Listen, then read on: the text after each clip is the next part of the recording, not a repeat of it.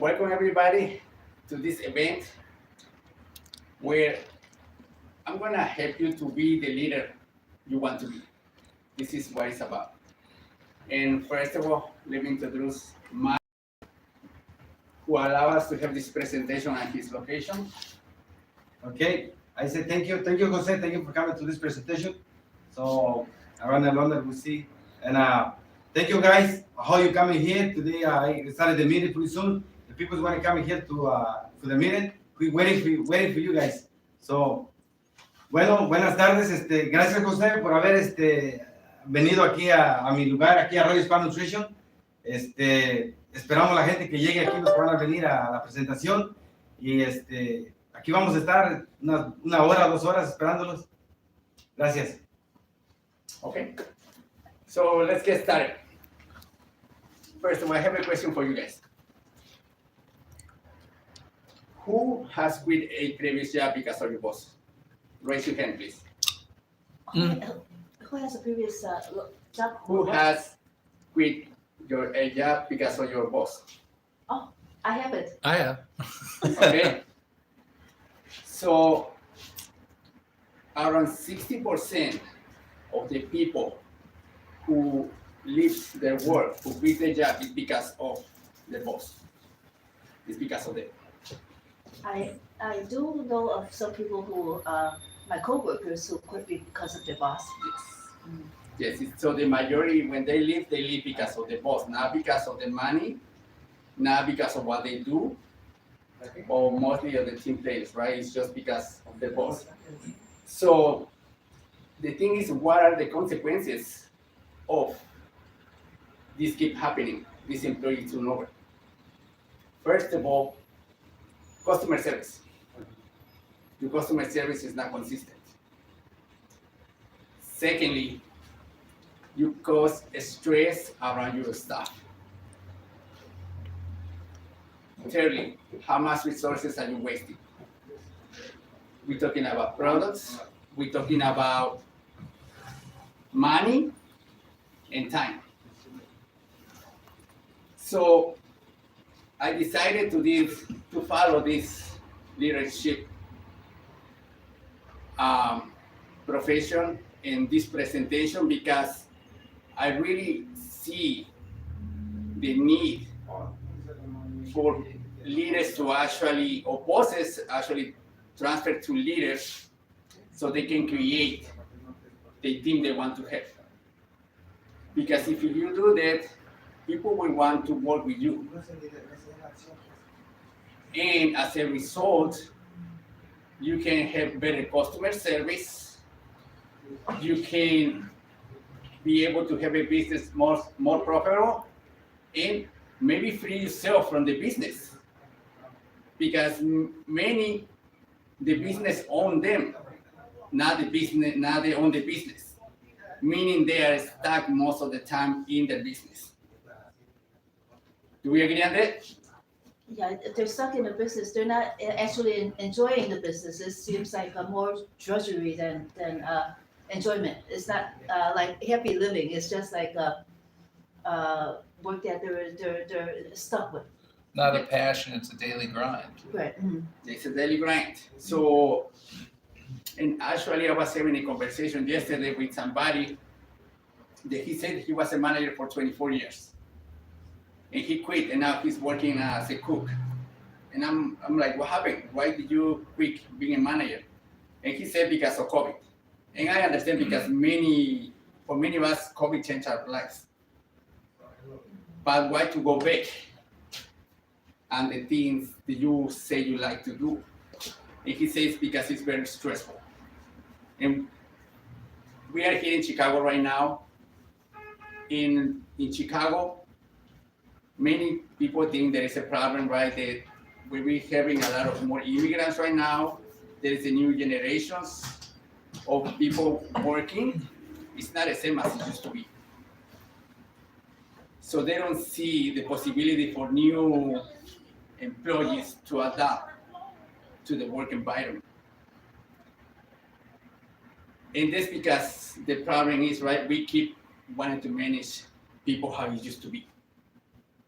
And that doesn't work anymore. I gotta tell you, that doesn't work anymore.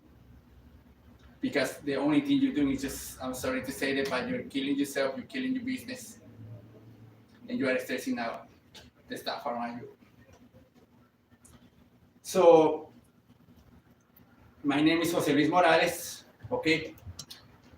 And I am a neurocoding specialist, mentor, coach, and presenter. What I do is I help people, individuals, and teams in their business to get the best of themselves so they can actually enjoy what they do, get the results that they want. And the bottom line of what I'm doing is to be able to create an impact in our communities, wherever you are. Because I believe the business is more than just make money. Yes, many choose the path because we want more money, and that is okay because we all want more money, bottom line, right? We all want better life. But besides that, there is something else that we're trying to create a better quality of life for our families, customers, and the communities. I am an immigrant from Oaxaca, Mexico. I immigrated here at the age of 15, and I ended up living by myself at the age of 16. It has been rough. It has been rough for many years, especially when you go through the stage of trying to discover yourself, who you are, changing different jobs. And that's what it took me to understand where I am right now is a perfect spot because I have learned to understand people's behavior. Why do we do what we do? Why your staff cannot understand you what you're trying to communicate with them? Why they're not following the rules? My whole journey has been in learning. And finally, for last 3 years, I have immersed myself in understanding the human psychology. Now I'm certified by Joseph McClelland as a coach and presenter. And I also have taken a leadership academy by Tony Robbins, one of the biggest mentors in the whole world. He has over 105 businesses. How the heck that he gets to manage that many businesses? I get chills just to think about it, like how the heck he gets to manage 105 businesses, different kinds of businesses. And as he said, it's not just the strategy, it's the psychology, it's how we think, it's what we think about people, it's what we think about ourselves, it's what you think about your employees, it's what you think about your customers. That's what it is. So, as a leader, the first thing I want you to understand is that the first one that you need to lead is yourself. It's the first thing that I want you to understand. Because you cannot influence others if you're not able to lead yourself. It's the first thing that I really need you to understand. Now, let me tell you a little bit about my background as a leader. My last job, okay? I had 25 employees under my management. And yes, the transition where I started, I had no experience before that. I did have experience working in the restaurant industry for 20 years around the time. But I always wanted to be a manager and become an owner at some point. But when I had the opportunity to become a manager, I started realizing some patterns. The first one was how employees adapt to the manager, to the leader. They adapt. That doesn't mean they're gonna stay with you, but they try to adapt to you. So, yes, when I started, 3 of my staff, they left. But also let's take in consideration that had to do with COVID, because this was when COVID hit. So there was a lot of stuff going on. After that, I hired new staff. And in 2023, my top manager came and told me, Jose, do you know that this year we only changed 2 names? I was like, what? Yeah. This year we only changed 2 names. He said, what happened? I'm like, you see, Michael? So yes, I was able to retain 23 employees. And one of them left because of better opportunity. And this is what I'm here for. I'm here as a leader to help others grow, so we can all grow together. And another person just didn't fit with my group. And listen, your business, your community, wherever you have, it's not for everybody. But you are gonna be attracting the kind of people you are. So I was okay with it. When the person didn't fit, I tried to make it work, it didn't happen, I'm okay with it. So I know for sure, because I heard it over and over and over again. Employers want to hire the best employees. They want to have the best employees. They do. They want the ones they think, as this is my business and I'm gonna take care of it, I'm gonna do everything because I only work here, but this is my business. I work. They want the ones that come early and want to stay late. They want to respect each other. They want to extend their hands to their co-workers. They also want to have the best customer service. And as mentioned to you before, you're gonna have the best customer service if you have consistency in your employees. If you're not keeping training and stuff. Maybe, like I mentioned, you want to free yourself from your business. You want to be able to enjoy your family. Maybe you want to expand. You want to open more locations. Maybe. How's the level of stress? How much stress is in your business? How much drama? How does that affect your health? How does that affect the health of your employees? How is that affecting your relationship? Because many things, the job stays in the job and the family problems stays at home. I got a surprise for you. There are only few people who are able to manage those emotions. And those are the ones that are trained to be leaders. They learn how to separate emotions and use different identities. Most of the employees, they don't know. They don't. And it's our job to kind of help them to feel connected with us in work, so they can feel free to communicate and maybe extend some hand to them so they can feel comfortable and open and willing to work. But I have a surprise for you. Are you ready to hear the surprise? Yeah. Yes. Okay. Let me tell you, it's your fault. If you don't have the employees that you want to have, if you don't have the results that you want to have, there's nobody else to blame besides yourself. Because as I mentioned to you, the leader is the one who is the head of the business. If you don't know what you're doing,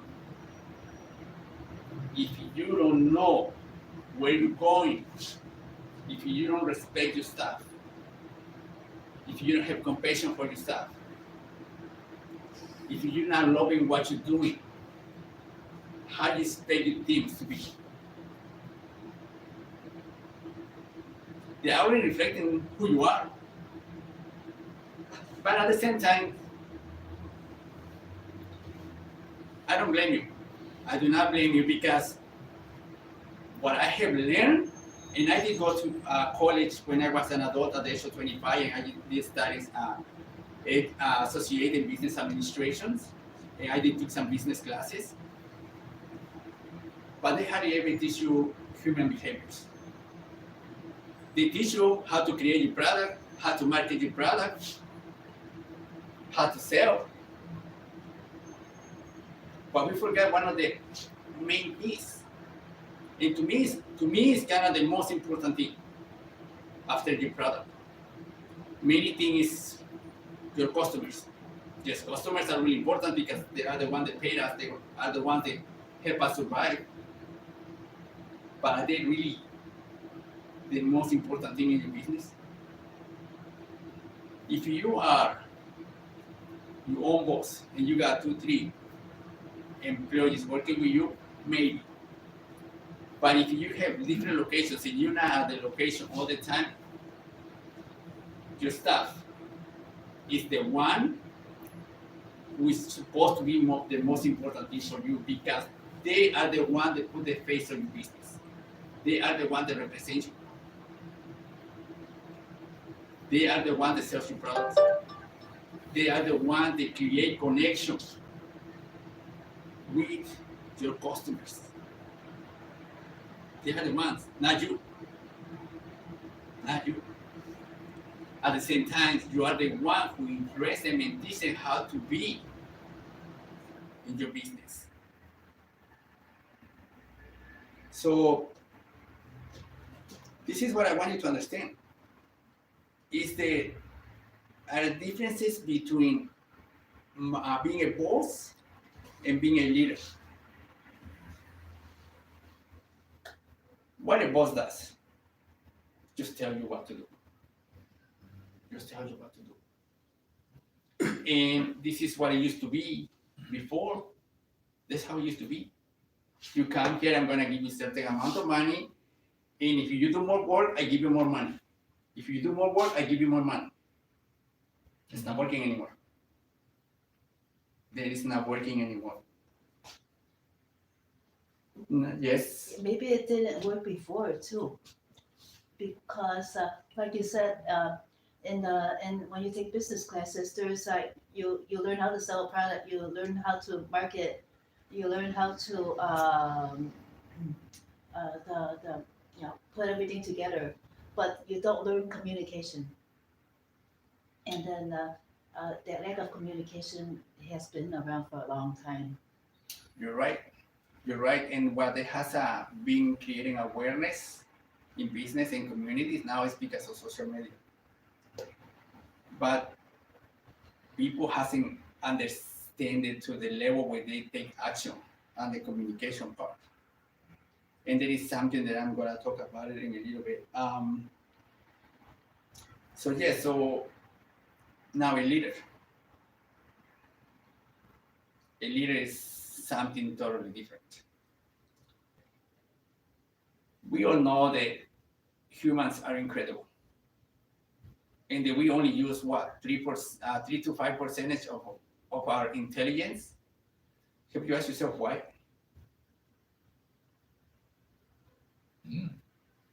Because what I mentioned to you before.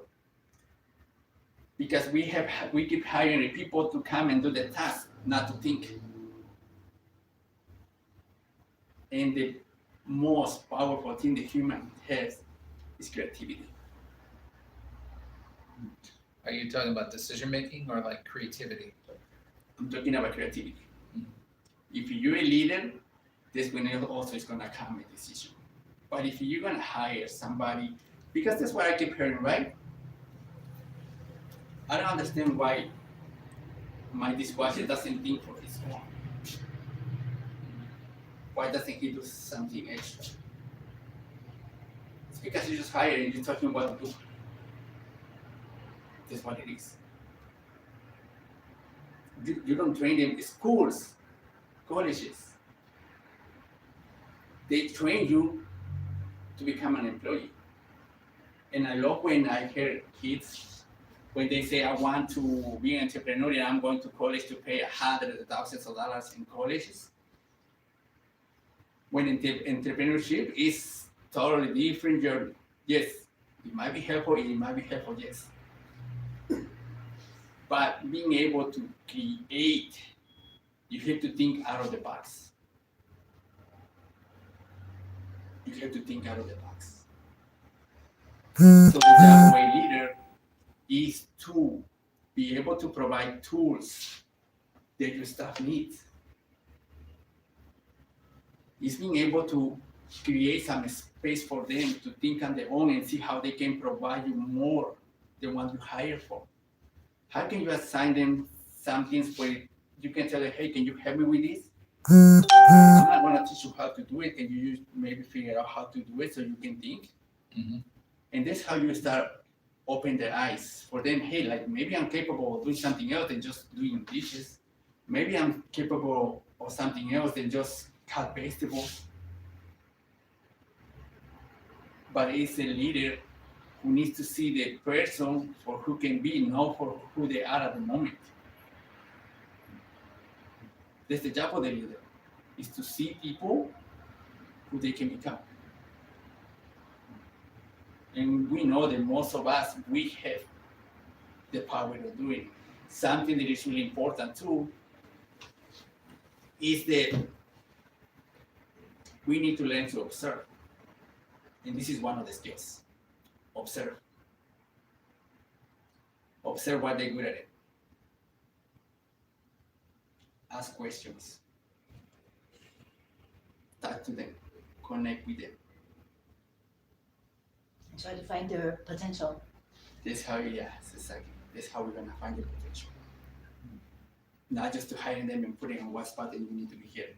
Because many of us, we're gonna learn the skill and we're gonna do it. And sometimes we manage in a good way, like they do a great job, but that doesn't mean there is the potential. So, yes, I don't know if you guys have seen this video, but if you have seen, I want you to remember of it, and I just love it. Every time I found it, I left of it, because there is a truck stuck on the river. And there's like a bunch of guys trying to get the truck out of the river, pushing it out of the river. It's like 19 guys, like trying to push it so hard. And there is one guy on top of the truck, pushing from the top of the truck. I'm curious if one of your staff or you, the boss or the owner, whoever you are over there, the leader, if you actually just creating more weight for your team to carry, than actually helping your business. Do you have the right people in your team? Is everybody actually creating value for your business? Are you getting out of the truck? And many times, get yourself dirty, get yourself in the water and push with them. You see, to be a leader is be an example. It's be an example. And you have to go first. You have to go first. You cannot wait for somebody else to take action. You cannot. So,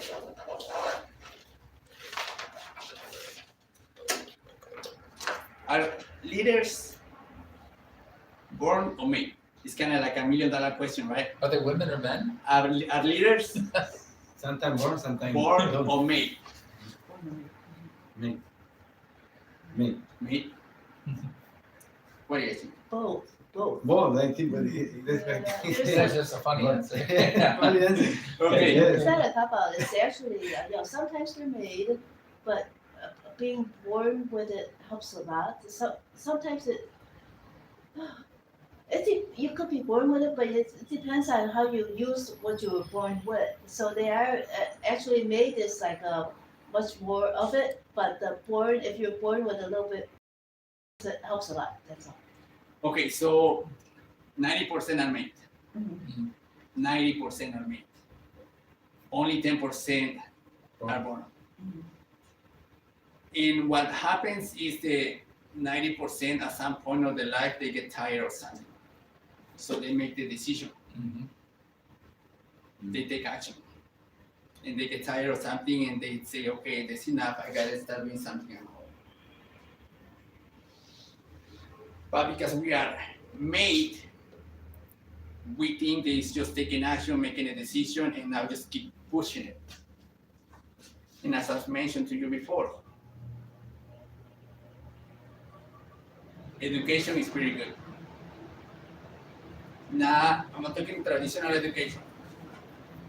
I'm talking about self-development education. Learn to know yourself. Pick the skills that you need from people that have. You don't need to go pay thousands of dollars to a college, or maybe hundreds of thousands of dollars in a college, when you can just pick the skills from people. Connect with people that have the skills so they can give you what you need. This is kind of like open eye. When I started notice that, oh, so I don't need to go to college to be able to help others, to become better myself, to influence others. I can just learn that from somebody else. Yes, you can. Well, book learning definitely is not enough, but sometimes when we're in school, then we have all these classmates and the teachers, the interactions that in school while we're doing that, it helps a lot. But definitely, I agree with you that book learning is never enough. And that's why we have internships, so that they get actual experience with the job. Mm-hmm. So yes, so now let's talk a little bit about the solution. Okay, let's talk about the solution. What I find out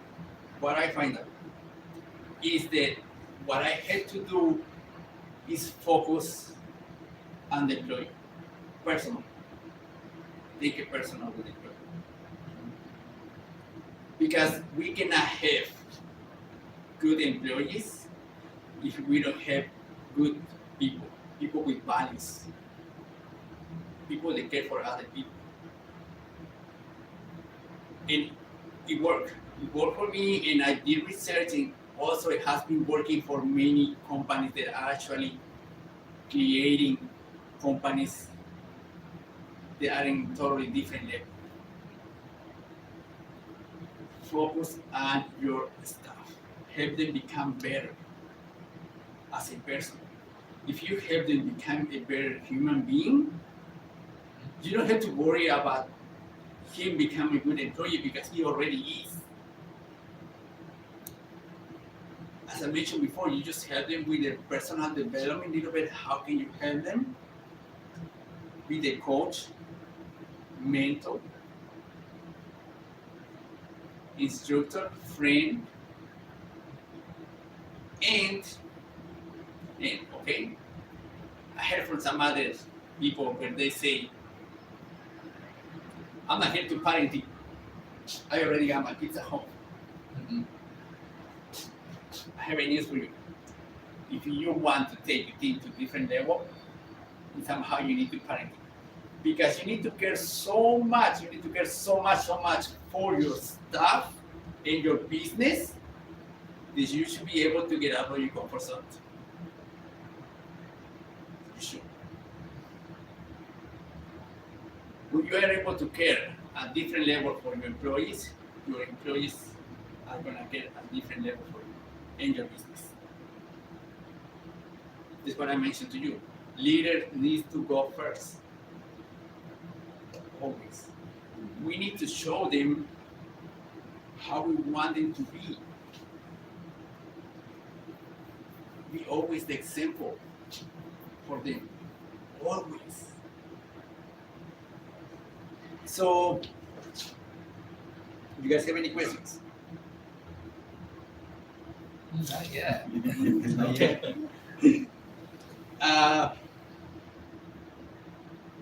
Let's talk about the skills, right? So, number one, let's talk about vision. If you don't have vision, a clear vision of your business, where you guys going, what is the culture, what are the values, the rest of your group, I'm not going to know what to do. It's going to be hard for them to understand what you're trying to do. Set goals. Set goals. Set yearly goals, monthly goals, weekly goals. Here is the key though. Make sure at some level your staff is involved in setting up those goals. Because that's how they're gonna get involved in getting the results. Because what many of us we do, we create those goals, those visions, right? And we bring it to our staff and here, you gotta do this. And we ask ourselves, why do I need to do that? We might don't tell you why, but we're asking ourselves, and yeah, we might try. But if we fail, it's your responsibility because you give it to us. Now, if you ask yourself, can you help me create my vision? Can you help me create my goals? They're gonna feel compromised to actually get it done because they know that they put work in there too. Mhm. Now it's just not anymore about They're doing part the of it. test. They're part of it. They got skin in the game. Yes, you're exactly right. So now they're gonna have to do it.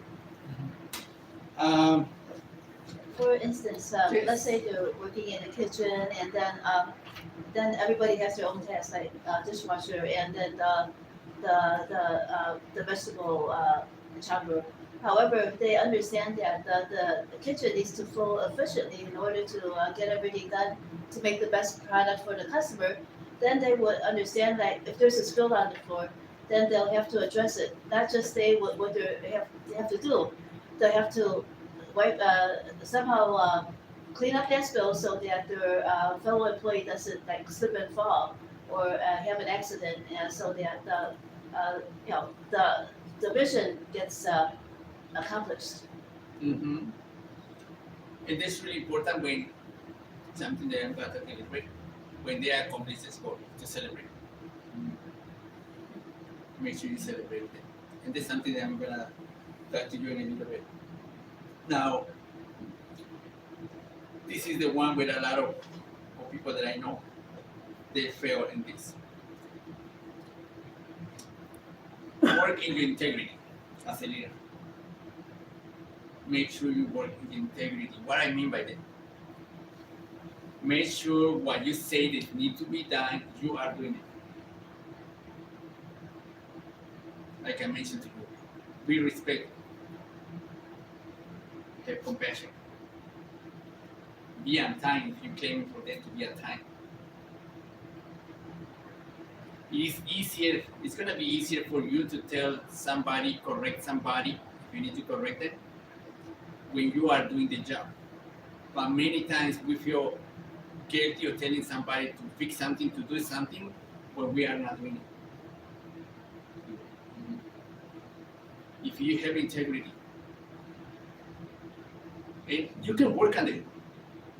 That's part of the discipline. This part of the self-care, self-love, whatever you want to call it. You can work on it. That doesn't mean because you don't have it, you're not gonna be. You have some. And just being able to show how you work with your staff. Now, compassion. Do you guys have any compassion with your staff? Many of us, we don't trust our team. We don't. And it's sad to see. It's sad how people don't trust their teams. You gotta pick them. And it has to do, like I mentioned, with you, because you're not trusting them. And at the same time, maybe it's not even them, maybe it's just yourself. Because you think it's hard for you to trust them, so that's why you believe that they cannot trust you. But this is why it's important to have compassion and understand that we all have a story. We all have a story. I don't care if you were born in a millionaire family, you're gonna have a story to tell of your struggles. If you come like me from the bottom and go through a lot of stuff in your life, you also have a story. What your story has to do with being a leader and being an employee is that you need to understand that levels of emotions are different. You need to understand and be able to hear them, what they're trying to say, what they're trying to communicate, because if they didn't show up to work, maybe it's true that something is going on in the family. If they're coming up late to work, maybe they have a valid reason. If they're not 100% in their job, are you gonna be able to sit down with them and have a nice conversation with them? Is there something that I can do so I can help you? Instead of punishing them. We all are human beings here and we all have a story. In other words, we all have had that time when we made mistakes and we didn't live up to expectations, and nobody's perfect, and especially we should understand that since we ourselves are not perfect, then we should try to help feel compassion for the employees and see what's going on. Yes. You said the exactly right words, Jody. Nobody's perfect. And I understood that when I understood that I'm not perfect, that I keep making mistakes, everything changed. Everything changed. And it's so funny because it's so easy for us to point our fingers without mistakes, especially when we become a manager or with the boss now, whatever, right? It's easier to tell them, but why don't we start pointing our fingers this direction? Are we doing the right training? Are we taking the time to prepare them? You see, this kind of like the most important thing, being able to recognize that if I'm not where I want to be, if my staff is not where they want to be, we need to change first is what I need to change in myself, so they can get it, they can get the message that they need to get, so we can all work together towards our goal. Now, I know this is part of the personal development, but hear me on this. How is your level of energy? How do you show up to work? Because you cannot be a leader if your energy, you are down.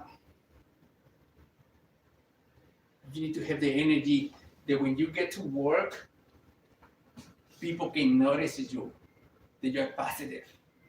Don't come with negative emotions to work, don't.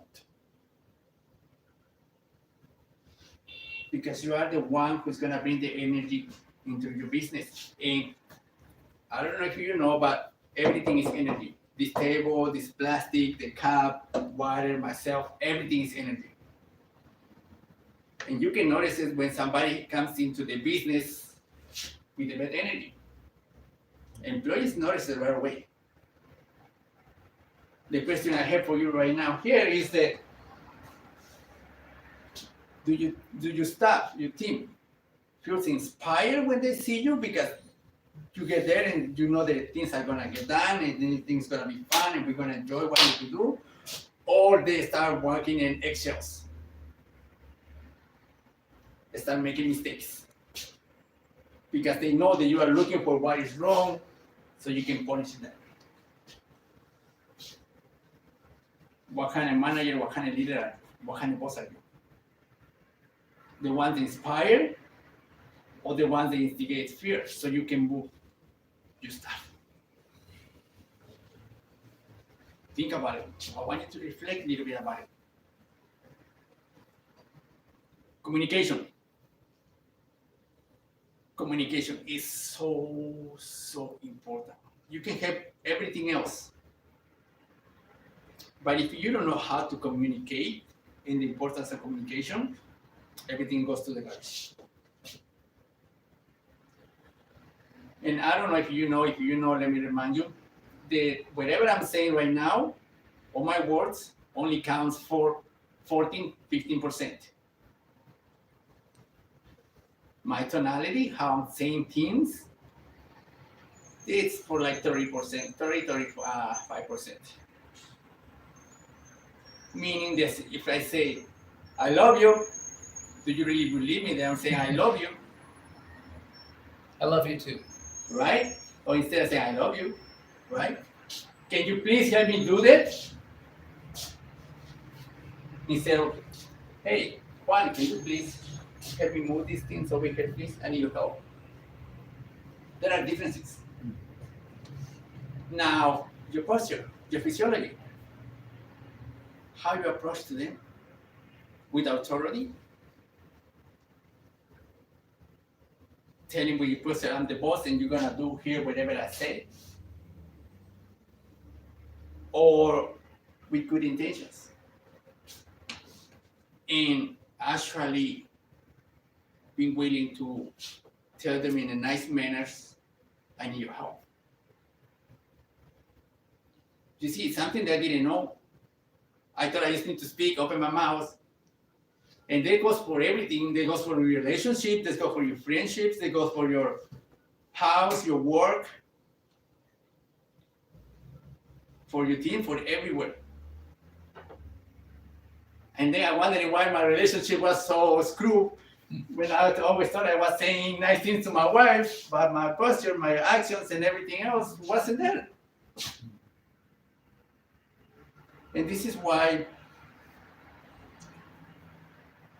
if you don't think you're a leader, if you're watching this video and just watching it for fun, if you have a kids, you're a leader.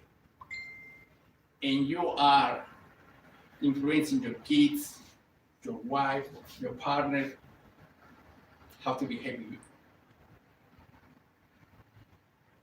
Communication is a great skill to learn and to have.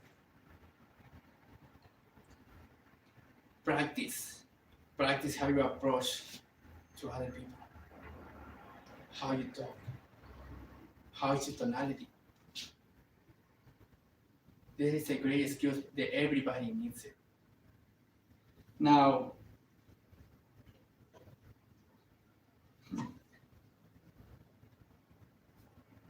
I don't know if you guys know about this Japanese Colombian guy, Yoko Kenji. Latino people will know him. He talks about Japan, right? We in America think that Latin America, we think the Japanese are so smart. And Japanese people think that Latinos are so smart. What is it? Who's the smartest? Are they or us? His conclusion is that it's the discipline. It's discipline. Japanese people have a lot of discipline. And that's why we think they're so smart, because they create more things, they do more things. Now, Latinos or America, we don't have the much discipline. That's not my point that I want to talk about here. My point is that Japanese people has a high rate of suicide. It's one of the countries with the highest rate of suicide because of their discipline, because they need to meet certain standards. It's tough. If you have too high standards in your business, make sure you have a margin of error. As Turi says here before, have some compassion, some error where they can fall. It's okay. It's okay to make mistakes, especially if you know that you want your team to grow. If you want your team to grow, if you want them to be better, if you want to create trust, you need to have some margin of error when they have a space to fall and not be punished. Because if you don't punish and they fall and they have the space, they want to keep trying and learn faster. learn more, do more. But if you're gonna be punishing them for every mistake they do, they're gonna stop trying. They're gonna stop trying. So now, who would like to be more optimistic? Right? We all need it. How hard it can be to be optimistic? How hard it can be? As simple as focus on the solution. Just see the problem as it is. It's all you have to do. Just see the problem as it is. Focus on the solution. Move on. Here are 3 questions that you're going to ask yourself when you go into a problem. Somebody didn't show up to work. What does it mean? This is the first question you should come to your mind. What does this mean? Somebody didn't show up to work. It's not the end of the world. What do I want? Do I need another person to cover? Am I okay? Should I check my staff? Are we cool running like this? What I need to do? Make a decision. Don't start creating a bunch of ideas in your head. Stop it. Stop creating a bunch of ideas. What is the problem? You don't know what happens to the person until the person drops to work until the person goes. Because when you start creating ideas, you start worrying about things, you start stressing out about things. If you just focus on the solution, you just keep moving on. And then you will find out later what is the problem. You will find out. And then you just make another decision. So being optimistic is not an option. It's not an option. I think it's good for you, it's good for your team. But it goes back, right, to being able to have the energy. As this energy drink that my friend Mario gave me over here, what is it? Aloe and tea. Aloe and tea? Yes. Aloe and tea. It's got energy. It tastes pretty good. Yeah, thank you. It's supposed to help you with the energy and to get more air in your brain so you can think better. So energy is great and you need it. Believe me. Understanding human psychology. We all ask, why did he do that? Why can he not understand it? Why can he not follow the rules? Why we always ask these questions? And I want you to write down this. It has to do with the 6 human needs. And these are from Tony Robbins. Okay? Number 1, we all need some certainty. That means we need to feel safe at work. Is your staff feeling safe at work? This is something to understand. Now, second, uncertainty. Meaning, are they getting challenged? Are they creating some kind of stress where they feel they need to grow? Because we cannot eat sugar all the time. We're gonna get sick. You cannot have your employees all the way on great times, they're gonna get bored. I don't care how great times you are having, if you're not creating some kind of stress, good stress, when they're growing, when you challenge them, they're gonna leave. Now, love.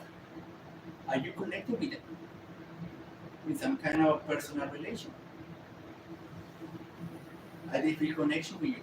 Are they feel the connection with yourself? The other one is significance. This is the big one. And this is why I would say most of the leaders, they leave their job. I'm talking about leaders right now. because we all need to have some kind of voice in what we do. We need to know that we are more than just a number. We want to contribute something to the business, more than just a physical job. My opinions, take them in considerations. Let them know how great job they are doing it. Because what we do most of the time, right? I'm gonna get you to the office every time you do something wrong. Every time you travel to work, every time you make a mistake, please come to the office. I need to talk to you. It should be the other way. It should be every time you catch them doing something good, something great, come to the office. Let me congratulations. Excellent job. Once in a while, do it in front of everybody so everybody notices that, hey, they're doing something great for people that does good things. So you know what? I think I need to do better. Inspire them. This was significant. We want to be recognized for what we do. We all want to be recognized for what we do, not just for our mistakes. Contribution. As I mentioned to you, how are you allow them to contribute to your business a little bit more than just what you hire them to do? Are you giving them some task outside of the comfort zone? Allow them to maybe fall short, but to try. Allow them to learn. The last one, and has to do with your whole business. Give. Are you guys in a mission for your community, for your business? In what kind of mission is your business? I know we are in a business of make money, right? But it has to be something greater than just money, as I mentioned to you at the beginning. Because they also influence your customers. Your employees will feel more motivated to come to work because they know that they are doing for something more than just money. We all want more than just money. If you are going to something with one of your employees and you understand why they don't understand you, why they're not following you, why they're stuck in the brain, why they're getting overwhelmed and tired with their job, maybe ask these questions yourself so you can try to understand what he's thinking and then get to know what he wants. Get to know what is his carrot and the stick, because we're all different. Especially in Chicago, we have a diversity of cultures. Huge variety. And we want to manage everybody with the same stick. It's not possible. If you really understand human psychology and then be able to understand their culture, where they're coming from, what they want. Not everybody wants to work 40 hours. Not everybody wants to work 25 hours. Some wants more, some wants less. Someone wants to make more money. Someone doesn't really care to make more money, just comes to make enough money. If you really get to figure out why are they working with you, why do they want to work with you, it's gonna be easier for you to get them to move. And I'm talking about get pulled, not push. But this is what I did in my last job. I spent time with my employees, personal, with my leaders. I will sit down with them once a month, once a week sometimes. Depends how we need it. How we doing? What we need to fix? How can we improve this? How can we come up with new ideas? It's time. When you understand that you as a leader is being able to influence them, not to push, to influence them, you're gonna get a lot of more out of your employees. You are going to. but it's learning all these skills of communication, being having integrity. Make sure you have a clear vision and culture, so when they come, they feel welcome. They know where they're standing.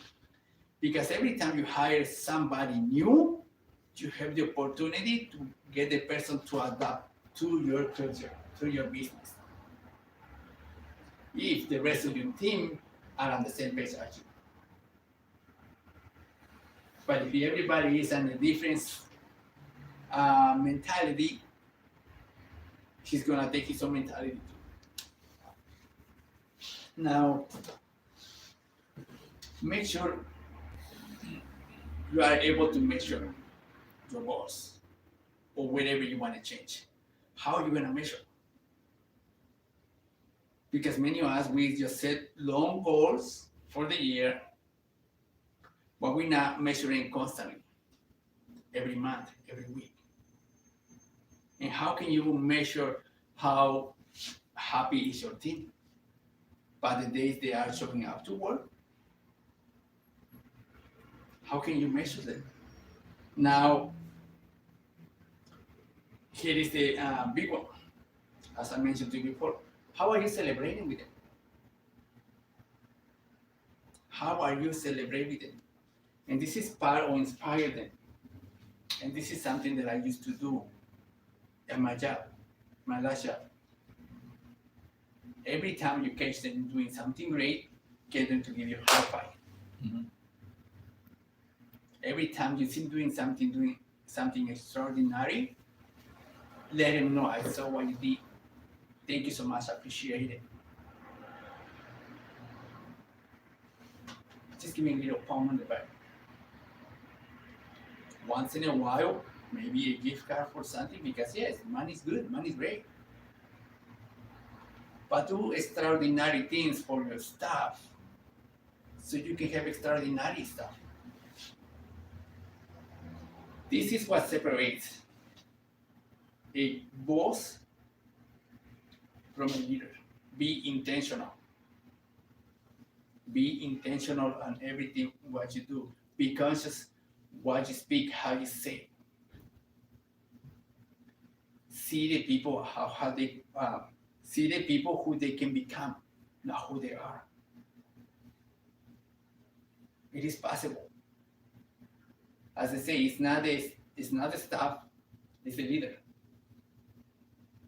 And I'm gonna tell you one last thing before we go. And I love this little story about Henry Ford. Henry Ford got sued by a newspaper company from New York. I think it was New York Times. I forgot about it. What company was that? He got sued by the company, said that he wasn't smart for $1 million. And Ford accepted. Ford accepted the challenge and they went to trial. When they went on trial, the lawyer started asking Henry Ford questions about physics, maths, science, mother nature, Bible, Jesus, variety of questions. To the point where Henry Ford got tired and he's like, I had enough. I'm not gonna be able to answer these questions. I'm not. I'm sorry, I'm not. But let me tell you the truth. I do not need to know at all. I don't. Do you see all the people over there? They are on my team. I just need to know what button to push. They will give me the right answer that you're asking me. Being a leader is not about you know it all. It's not. It's about surround yourself with people that know and have skills different than you. The right skills for your team.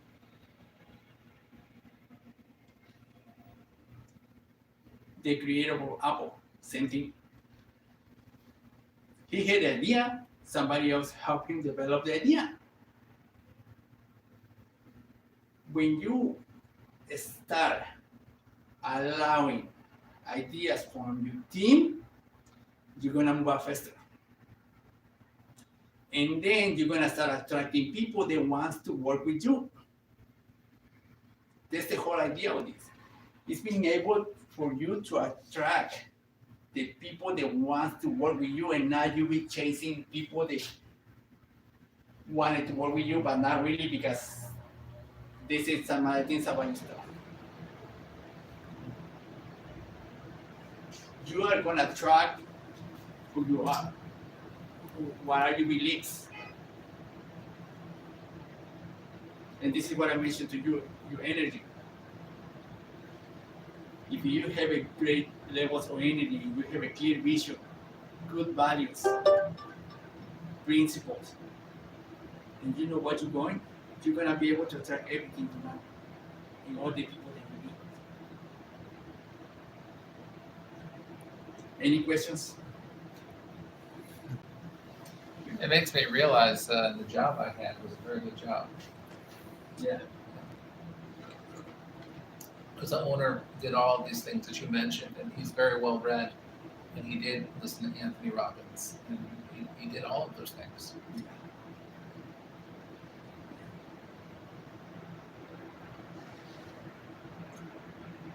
Okay, we appreciate your time. Listen, thank you so much for being here, because we want to take and do things in a different way, but many of us we just talk about it.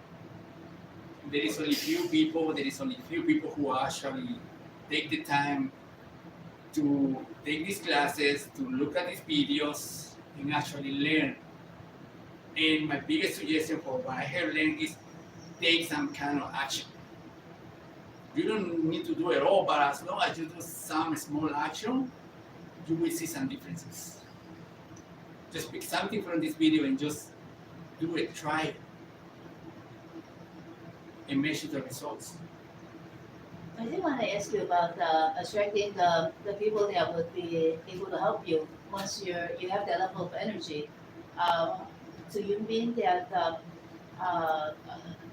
it would how would those people arrive? Like potential employees, or are you talking about maybe some other connections that end up working with you? You mentioned the good energy level, and then you would be able to attract the good people. As I mentioned before in another class, right? The law of magnetism. If you have a clear vision on what you want, it can be contacts, it can be employees, you're gonna attract people. And then goes as simple as you need to hire somebody. If your environment in business is good and people love to work with you, you do not need to create an ad and oh my God, what's the long time I was looking for a job? What is the application to look for a job? Craigslist. Yeah, Craigslist. Or put a sign on your window. You know why? Because your own stuff is gonna bring you somebody else. They're gonna tell their friends, we are hiring. I think it's a great opportunity for you to come and work with us, to come and join us. This is a great team. We have a great leader who's gonna help you. That's how it works. Yeah. This is how it works. This is how you attract the people, things that you want, but it has to be clear on what you want. You levels of energy. People that want to feel inspired by it. Then let's put this in another way too. As you kind of realized that you needed compassion, but that was before you found Tony Roberts, right? Compassion. Yes. Actually, I gotta tell you yes. Because, like many of us, I was raised and teach to get people to move by here. You know, before that, I only knew, and even with my son at some level, you know, I was still thinking, you know, here is the best way to get people to do things done. And when I started taking this personal development classes, learning about compassion, learning about human behaviors, is when I start seeing that it's a different way to get people to move, to get people to actually wanted to help us. So did you try a lot of different personal development classes and then found Tony Robbins to be the best, most applicable to what you were looking for, or was Tony Robbins the only personal development coach that you studied? So my whole journey with personal development started with I forgot the name of the book. I forgot this book, but it was the man who's the monk. The soul is a red Ferrari. We'll look it up. Yeah, the monk. The soul is red Ferrari. The monk that sold his red Ferrari? Yeah, Okay. there was this big lawyer who was trying to find the meaning of life. And this is where it started bringing me to personal development and understanding compassion, human behavior, and kind of like what is the purpose of humans in this planet. I start seeing life in a different way. So the monk used to be a business person, but then He was a great lawyer. Mhm. He was a great lawyer, one of the number one lawyers. So he became a monk and then he sold his Ferrari. Yeah. He didn't need it. He went through a lot of struggles in his personal life to the point like he figured out that he needed to find himself. He took me to that. He took me to the other, my next person, mentor, right? It's what's his name? Mario. You remember the person that introduced you mentor? Jim Rohn. Jim Rohn. Jim Rohn teacher, Tony Robbins. Mm-hmm. Yeah. Wow. Jim Rohn was the other person that started opening up my world to this personal development, and that's the one actually who, where I learned the first thing that in order for this to change, you need to change. But I didn't understand to which way in leadership. so you actually knew the monk to the lawyer. You not only read about him, but you actually was able to interact with him too, right? Talk with him. No, I just was able to read listen to audio book, and put in practice some of the stuff that he was saying. Yes. And then I went to Tony Robbins words, and now I'm mentoring by Joseph McLennan.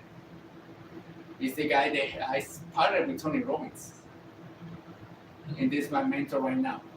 Joseph McLennan, this is the new encoding part.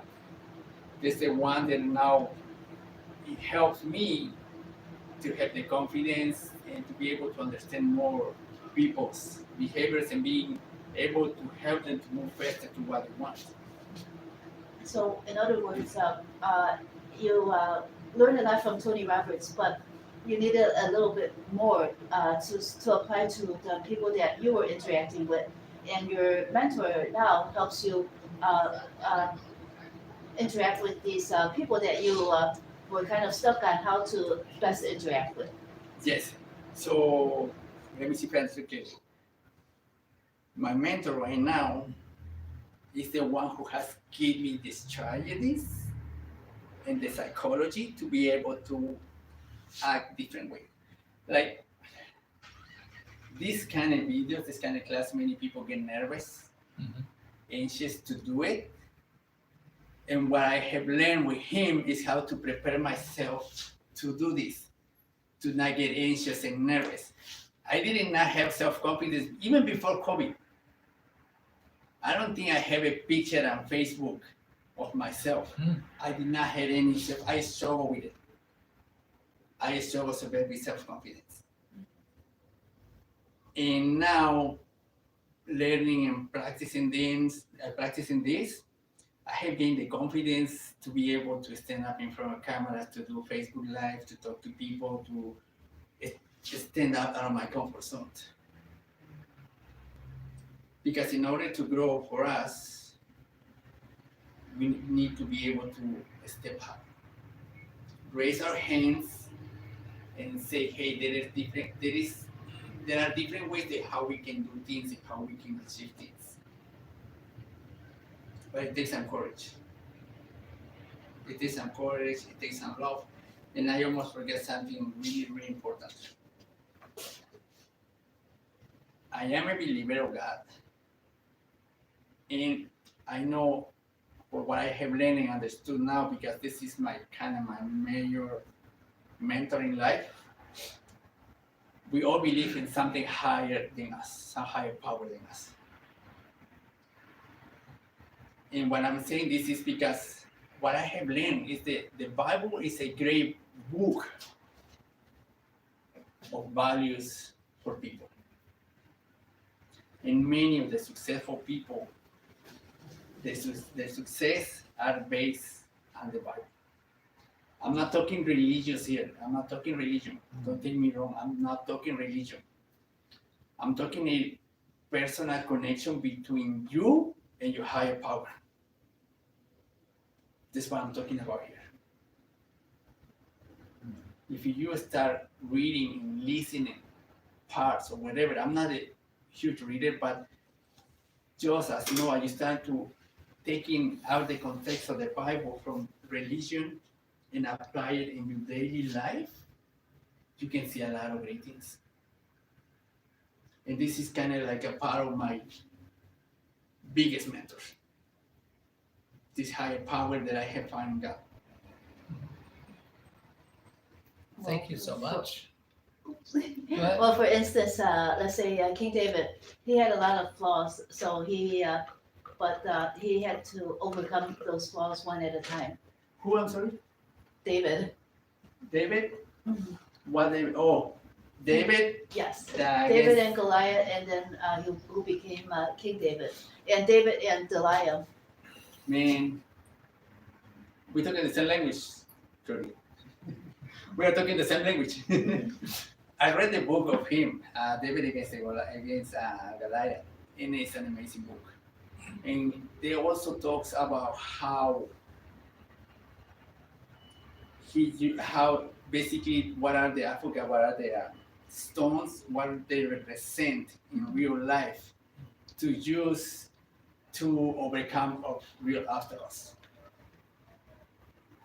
This what it is, because David, and he's a great example of leadership. Nobody thought that he could be the leader.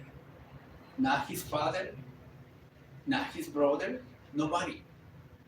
Let's remember that he was the person that he used to go and watch the goats because he was little. But it was based on his faith and conversation with God, be able to stand up and raise his hand and say, I can deal with this giant. It was his heart. And was believing in himself and his higher power. And this is, somebody has mentioned this because I'm in a group also about entrepreneurship, and this is more for owners and managers. And thank you for the question because I think this is important too. Many of us, we don't want to be the leader or be the manager because you need to separate from the crowd. You need to separate. And this is what actually David was. He was separated. But when you start separating for people, for you to grow, so then you can put people with you, it's a different story. And what many of us, we struggle is the separation. Because we don't want to live for friends. We don't want to live for our habits. Humans, like I said, humans need a love, need a connection with other people, but we need to understand that in order for us to grow and be a better person, we need to separate. We need to be separated. And it's the process. It's the process for people to become better. Thank you. You good? Thank you. Thank you so much, guys. I really appreciate that. Thank you, Thank you.